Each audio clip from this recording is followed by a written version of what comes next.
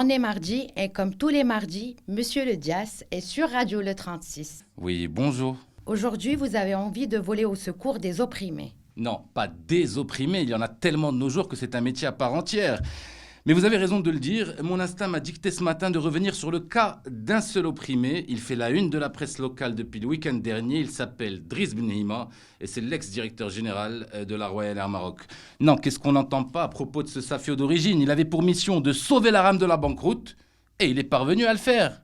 Au lieu de ça, qu'est-ce qu'on lit? Driss Benhima démit de ses fonctions comme si le chien, paraît-il, de l'épouse d'un patron d'une grande banque de la place a suffi à limoger le boss de la rame. Comme s'il était question du chien de sa propre femme et qu'il était à lui tout seul responsable du manque d'éducation des Marocains de la première à la deuxième classe. Non, on adore les boucs émissaires dans ce pays. Cet exemple n'en est qu'une pâle illustration. Il doit quand même avoir un peu le cafard, si Benhima. Oui, alors on ne sauve pas une compagnie de la banqueroute sans faire de remous, sans se construire un réseau d'ennemis publics chevronné, licencié à tour de bras et partir en vacances en première classe avec sa petite famille peut paraître antinomique, mais seulement dans le monde des bisounours, pas dans la vraie vie.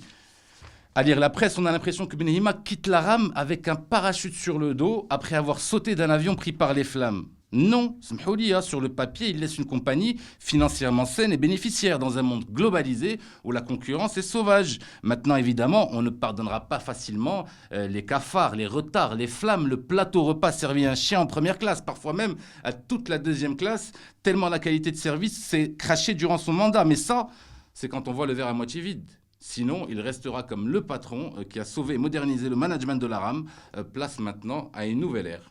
Merci Monsieur Le Dias, à jeudi. Si Dieu le veut.